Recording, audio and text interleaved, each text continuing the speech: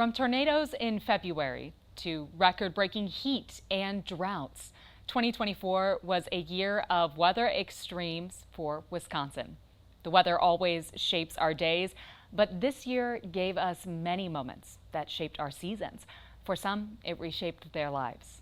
Let's dive into a recap of Wisconsin's weather in 2024, a year that brought communities together and reminded us all of the power of nature. Let's start at the beginning, January. Between January 9th and 13th, winter storms swept across the state, blanketing roads with snow and whipping up near blizzard conditions, strong winds and reducing visibility. The lake effect around Green Bay pushed snowfall totals near 18 inches. Following a previously dry and mild December, for many, that was the first real test of the winter season. Moving on to February, it wasn't the snow or the cold that stole the spotlight. It was the warmth. This was Wisconsin's warmest February on record, setting the stage for an unprecedented event. On February 8th, we saw not one but two tornadoes in Wisconsin, the first documented February tornadoes in our state's history. Take a look at this video.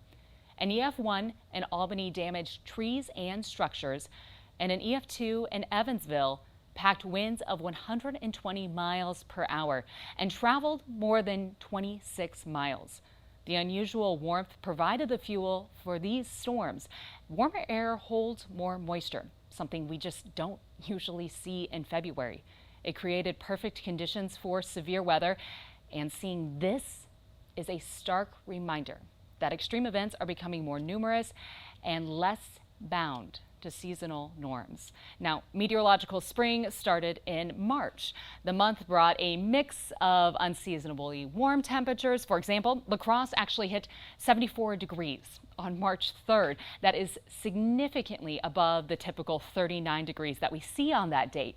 But winter wasn't ready to quite leave just yet.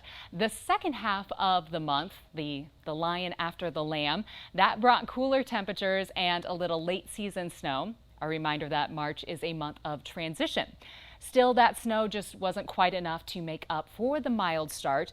Most of the southern and eastern portion of the state remained below average for our total snowfall for the month of March. Now, April brought plenty of rain, a lot of it.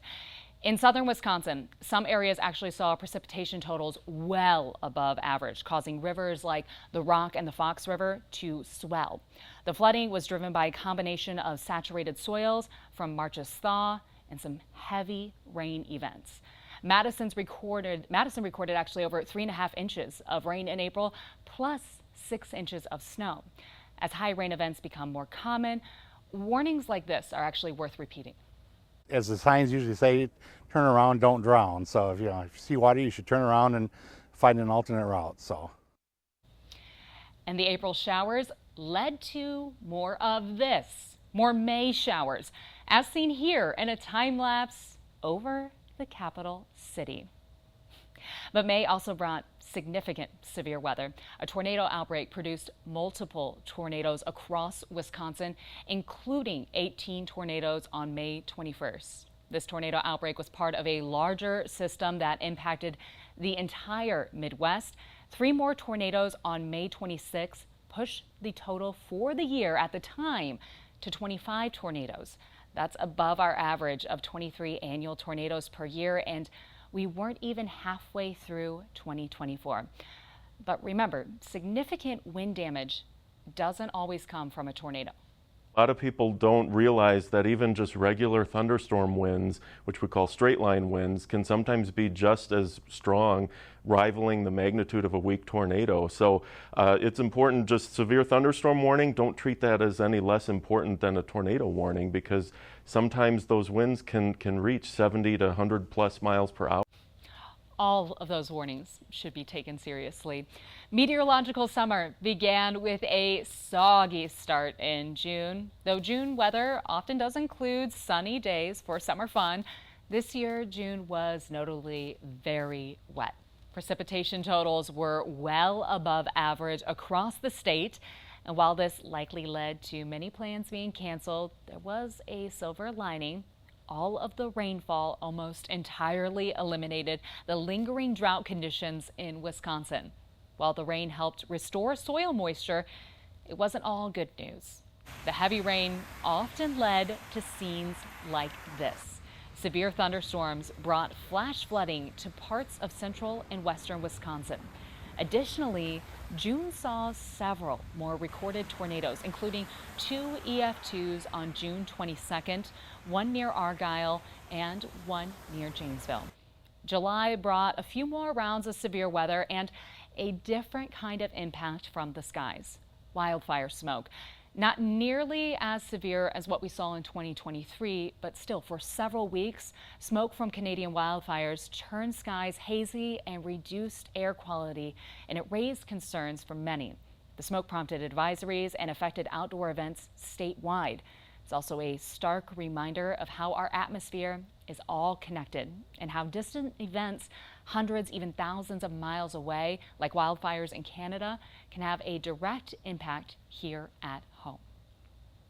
And the heat turned on in late August as an intense heat wave from August 26th to the 29th pushed temperatures into the upper 90s, with heat index readings dangerously climbing to 110, even 115 at times. The heat wave was fueled by a stagnant high pressure system that really lingered over the Midwest. And as the month came to an end, Wisconsin saw another round of severe weather. On August 29th, 3 tornadoes touched down, including an EF1 near Beldenville in Pierce County, bringing the final count for the year to a total of 45 tornadoes, well above our average number, but well below the total 58 tornadoes that hit Wisconsin in 2005. Meteorological fall started in September, and with it, record-breaking warmth and a troubling lack of rain, a surprising turn from what we saw in June. Across Wisconsin, temperatures averaged nearly 4 degrees above normal, making it one of the warmest Septembers on record. The lack of rainfall was even more striking. In northern Wisconsin, Medford recorded no rain, and Rhinelander picked up just 0.35 inches.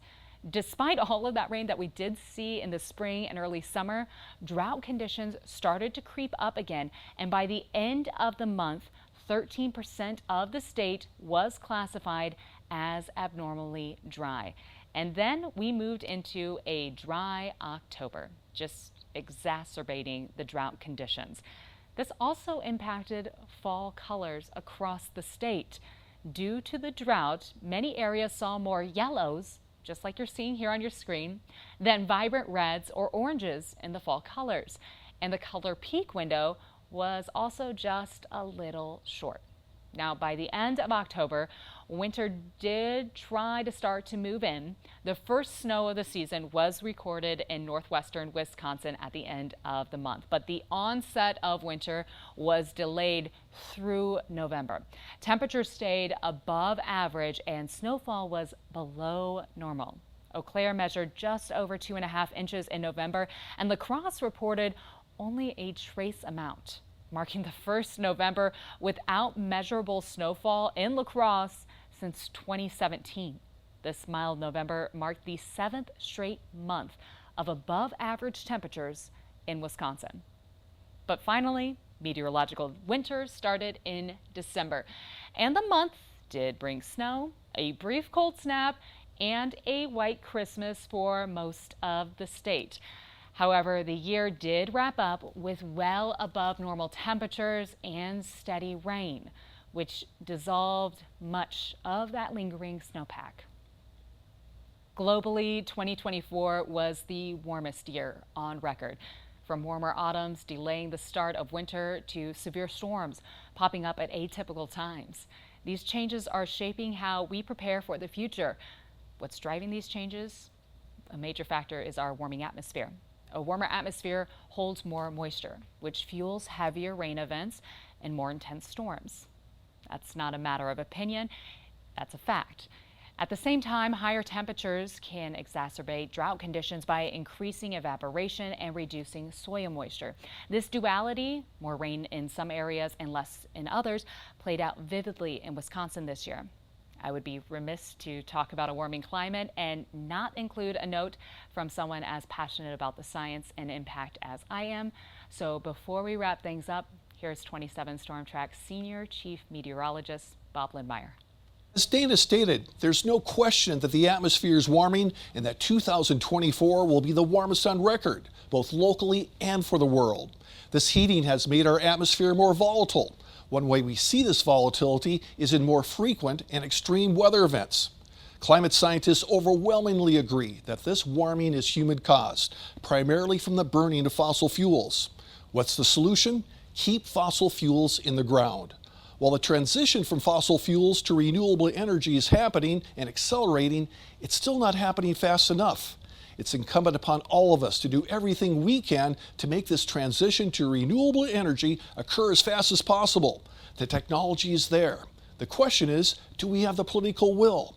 Make no mistake, climate change is a crisis. For the sake of our children, grandchildren, and generations to come, please join me in making renewable energy our future.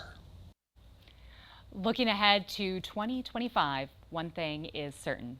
Wisconsin's weather will always keep us busy. But with science, preparation, communication, and community, we will continue to face whatever comes our way. In Wisconsin, I'm meteorologist Dana Fulton.